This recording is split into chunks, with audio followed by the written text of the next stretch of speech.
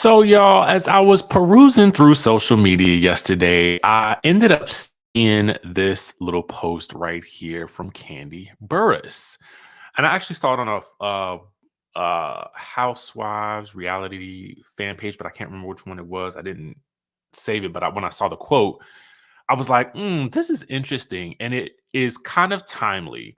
So, Candy says in a video that she posted on Instagram, it's like a reel. You can see her sort of like either after the reunion, or I'm assuming this is after the reunion. And she says in the caption, sometimes it's okay to be the villain in the made up story they got going on in their mind. And then she says, Real Housewives of Atlanta season 15 reunion was one for the books. All right, fit from Tags Boutique. Okay, so sometimes it's okay to be the villain in the made up story they got going on in their mind. So, in my mind, clearly that's probably a reference to either Marlo or Sheree, right? But it also made me think about something else that we need to discuss. And that is Cynthia Bailey's response to Nene Leakes alleging that she believes that Cynthia Bailey had something to do with trying to get her fired, and that Cynthia was in an alliance of some sort to try to get her fired. Now, that happened earlier this past week on Carlos King's podcast, and we did talk about that here. However, as I was scrolling through, I happened to catch this post on Bro Chat where it says Cynthia feels hurt by Nene's accusation. So this is clearly a response to that. So Cynthia appeared on Tamara and Teddy's Two T's in a Podcast. Well, Two T's in a Pod podcast. And so they asked her to comment on that. And so Cynthia stated this. She says, I almost don't even want to respond because it's so ridiculous. First of all, I'm the first person to give Nene Leakes her flowers. Whether or not she will give me even the water to put some flowers in. I don't even think I can get the water. Then she says, I am the first to say when you think of the Real Housewives of Atlanta, you think of Nene Leakes, period. The woman definitely put the show on the map, okay? Her personality is off the chain. She's good TV. And when we were friends, it was great. So, first of all, number one, I don't have the power to get Nene Leakes fired from anything. I couldn't get Nene Leakes fired from Taco Bell, okay? She says, so if I have all this power, how am I not even on the show anymore? But anyway, make it make sense. And then she said, even with all of that power, it would be foolish to fire Nene Leakes because she was part of the franchise when they had the highest ratings. Okay. So not only did she say that then, but what I found pretty interesting was that BroChat actually went back and found interview footage of Candy and Cynthia from Speak On It from season 11. And she pretty much echoes those same sentiments here in these clips. So you guys can go and check those out on the Bro Chat page, or you can go all the way back into Candy's archives on her YouTube page. So that brings me back to Candy's quote about sometimes it being okay to be the villain in the made up story they got going on in their minds. So, my question to you guys is, do you feel like potentially Cynthia Bailey is the villain in Nene Leakes' made up story in her mind? Or do you guys believe that, as Nene indicated, Cynthia Bailey was in an alliance to have her fired from the Real Housewives of Atlanta? Let me know in the chatterization what you guys think, because I did find all of this fascinating. As soon as when I putting the quote together with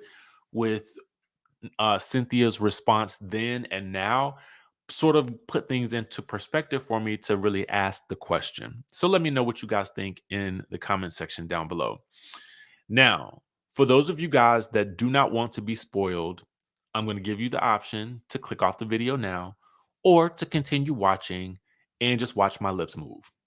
However, for those of you that like to be spoiled, we're going to talk about something that's coming up in the upcoming episode.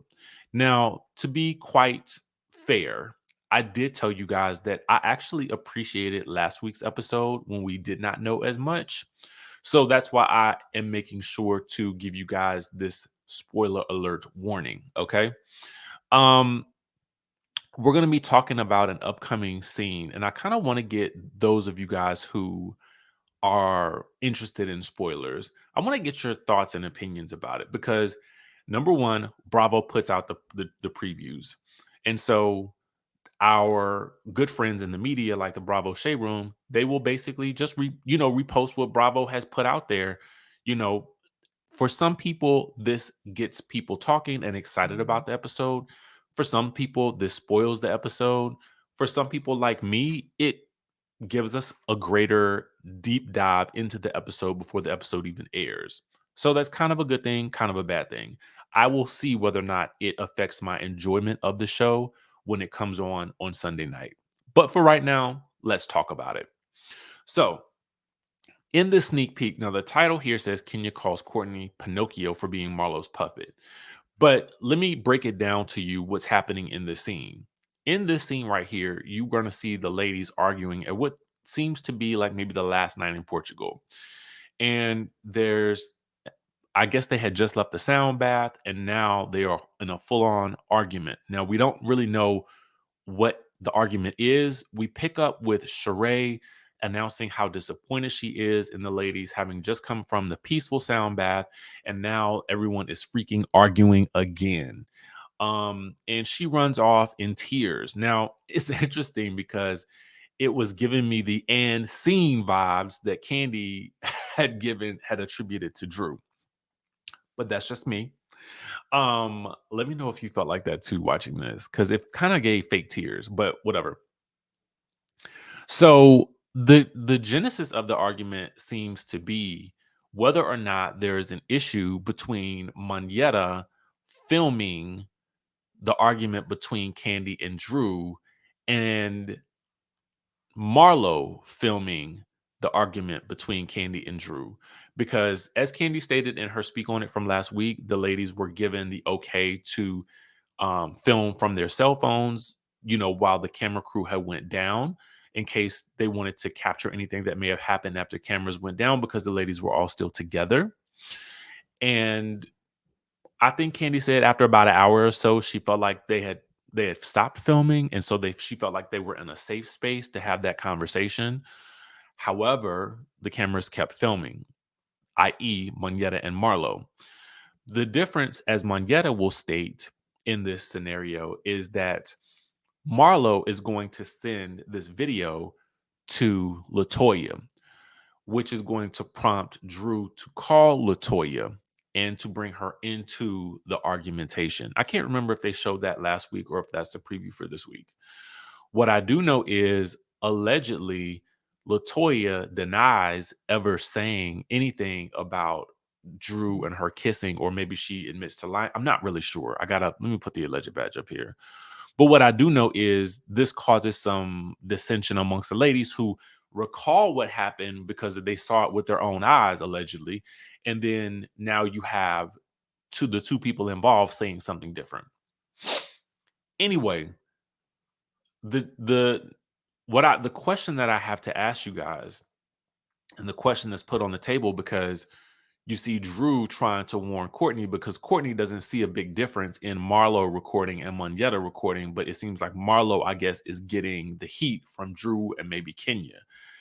And the thing that is different from Marlo and Monyetta, as Monyetta states it, the difference between her recording and the difference between Marlo recording is that she did not send Latoya the video. Marlo did, to be messy. So, do you think one was worse than the other? Was there a need for Marlo to send this footage to Latoya? Because Marlo could have been thinking, girl, they over here talking about you and you're not here to defend yourself. Or it was, ooh, let me add some fuel to this fire. Let us know in the chatterization down below.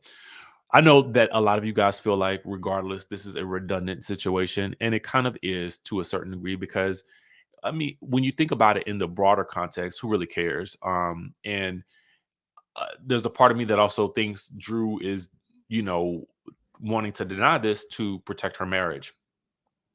And, maybe it's not a good look for her, living in this, super religious family, um, where her mother's a pastor. Maybe all of these things don't align. Then I would probably also say it's probably not good to be on a reality TV show. However, moving forward, what I think is also it's interesting for me because I want to know how this fits into the narrative between Drew and Ty and Mimi and Ralph. That's really more or less what I'm interested in, if it does at all. But what I think they are trying to establish is that there's maybe a precedence for Drew and her preferences for what she may be attracted to. I don't know, but it seems like that's where we're leading. So let me know what your thoughts are in the chatterization down below, and I will catch you all in the next video.